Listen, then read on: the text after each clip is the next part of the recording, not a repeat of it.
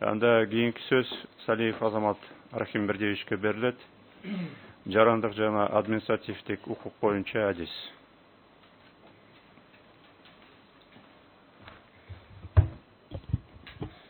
Дагы жолу саламатсыңарбы? Корутумдуну орус тилинде жазышканмын. Мындан мурун текстти берген. Ошо тартип боюнча кичине тактап коеюн дегенде. Баарын эле окуй берейинби же токтоп окуйюнбу? Кандай? Сизге кандай ыңгайлуу болсо, ошондой окуй бериңиз. Болуптур. Заключение по делу о проверке конституционности части статьи 271 Административно-процессуального кодекса Кыргызской Республики. Институт пересмотра судебных актов по вновь открывшимся обстоятельствам и новым обстоятельствам является одним из способов пересмотра судебного акта при наличии на то законных оснований и направлен на защиту прав и законных интересов участников процесса. Оспариваемая статья Административно-процессуального кодекса Кыргызской Республики устанавливает два процессуальных срока. Первый из них направлен на исчисление срока подачи заявления о пересмотре судебного акта по вновь открывшимся или новым обстоятельствам. И второй направлен на исчисление срока обжалования судебного акта. То есть по аналогии с подачей апелляционной или кассационных жалоб устанавливает срок для подачи заявления о пересмотре судебного акта по вновь открывшимся или новым обстоятельствам. Процессуальное законодательство, так как оно направлено на рассмотрение спора в компетентном органе, то есть связано с движением дела спора с целью его разрешения, всегда устанавливает процедурные или процессуальные сроки. Они могут быть разными. Это сроки на подачу заявления с целью оспаривания действия, бездействия или акта государственного органа и их должностных лиц, срок рассмотрения заявления, срок обжалования судебного акта и прочее. Процессуальные сроки выступают одним из средств защиты интересов сторон, например, от чрезмерного затягивания процесса рассмотрения заявления или волокиты, связанные с обжалованием судебного акта, либо, как здесь было сказано, с целью стабильности правовой системы и вообще правоотношений, складывающихся между государством, гарантировавшим вынесение законного и обоснованного судебного акта, и сторонами, которые участвовали в процессе. Поэтому при определении длительности процессуальных сроков законодатель должен основываться на интересах обоих сторон, чтобы не было крена ни в одну из сторон, для сохранения баланса интересов. Во-вторых, учитывается цель и задачи, которым служат те или иные институты процессуального права, в нашем случае институт административного процесса под названием пересмотр судебных актов по вновь открывшимся обстоятельствам или новым обстоятельствам, в рамках которого устанавливается процессуальный срок. Так вот, в рамках пересмотра судебных актов по вновь открывшимся обстоятельствам и новым обстоятельствам, так же, как и при пересмотре судебных актов в апелляционном или кассационном порядке, выполняется та же цель и задачи, и они направлены на проверку правильности вынесенного судебного акта.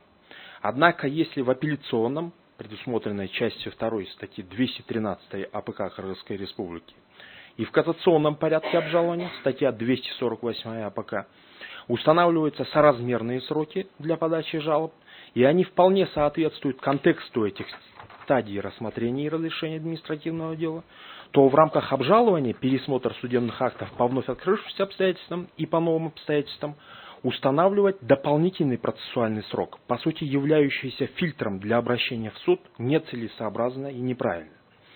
Целью стадии пересмотра судебных актов по новым и вновь открывшимся обстоятельствам является исправление ошибки в судебном акте, не вынужденно допущенной судом при рассмотрении административного дела. И эта ошибка обнаруживается по истечении времени на апелляционное и кассационное обжалование судебного акта. Как быть в этом случае? Единственная возможность исправления такой ошибки в неправильной или необоснованной и незаконно вынесенном судебном акте – это обратиться за пересмотром его в порядке главы 27 АПК Кыргызской Республики. При этом усеченный срок для обращения в суд является дополнительной, ничем не обоснованной преградой для заинтересованного лица в случае, если заявитель пропустит 3-годичный срок для обращения в суд. Такое ограничение в процессуальном праве заявителя безусловно нарушает его право на обращение в суд, предусмотренное статьей 5 Административно-процессуального кодекса и гарантированной Конституцией, где дополнительно говорится, что ничем не могут быть ограничено право, в том числе на защиту в судебном порядке. Мало того, этот процессуальный срок узаконивает необоснованный и незаконный судебный акт. Тем самым цель, для которой служит институт пересмотра судебных актов по вновь открывшимся и новым обстоятельствам, работает в усеченном режиме, то есть в течение только 3 лет с момента вынесения неправильного или незаконного судебного акта.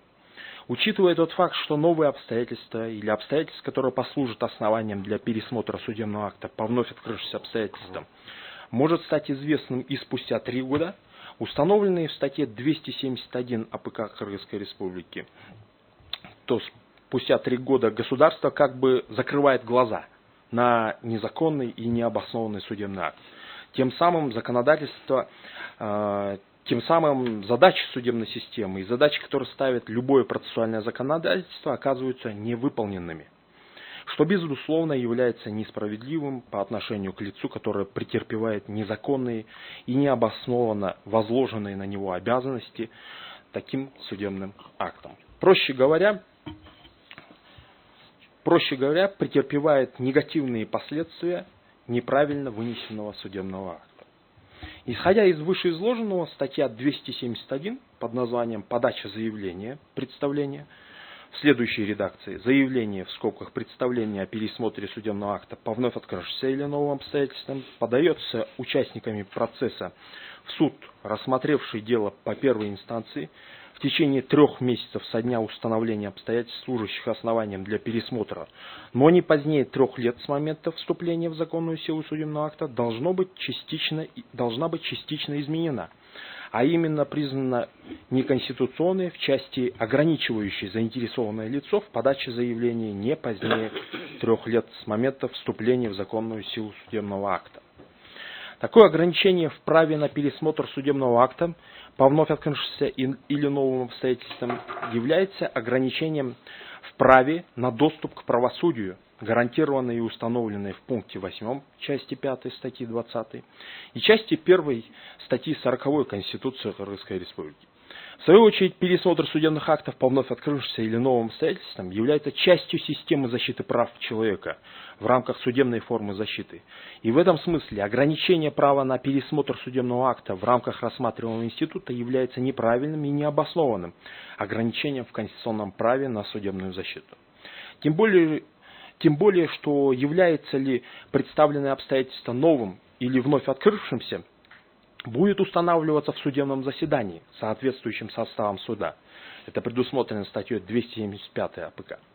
Что является дополнительной гарантией для лица, которому не выгоден пересмотр судебного акта, наряду с 3-месячным сроком, который также действует в интересах противоположной стороны. И, по сути дела, она дисциплинирует участника процесса, который должен бы в течение 3 месяцев, он как бы является сроком давности, обратиться в суд. Никаких аналогичных с АПК Кыргызской Республики, здесь выступающие тоже отметили, ограничений пересмотра судебных актов по вновь открывшимся или новым обстоятельствам не содержится ни в Гражданском процессуальном кодексе, ни в Уголовно-процессуальном кодексе Кыргызской Республики, что позволяет сделать вывод об ошибочном характере введения подобного ограничения в административный процессуальный кодекс. Также хотелось бы отметить один момент, связанный с возможностью восстановления процессуального срока, о котором также немножко было отмечено. На мой взгляд, здесь даже прозвучали фамилии судей Верховного суда, достаточно грамотных. На мой взгляд, в принципе, запрета на восстановление вот этого срока нет. Я, конечно, не читал этот судебный акт, но я думаю, что Верховный суд принял такое решение, что невозможно восстановить вот этот срок, потому что при восстановлении процессуального срока исследуются обстоятельства по делу. В нынешней ситуации, когда кассационные инстанции, в том числе и по УПК, ГПК, АПК работает на проверку норм права, фактически обстоятельства, то есть обстоятельства, послужившие основанием для пропуска этого срока, они не проверяются. И в этом смысле кассационная инстанция, на мой взгляд, правильно сказала, что не может быть восстановлен этот срок, потому что наряду с трактовкой нормы права он должен был дать свое мнение относительно этого обстоятельства. То есть уважителен, неуважителен. И последнее. Разница между апелляционной и кассационной инстанцией, которая тоже в теории процессуального права рассматривается как одни из способов пересмотра судебных актов, на мой взгляд, лишь частично компенсирует институт пересмотра судебных актов. Во-первых, по срокам. Да? Изначально считается, что эти обстоятельства могут быть выявлены намного позже, чем сроки, которые даны в рамках апелляционного и кассационного порядка пересмотра.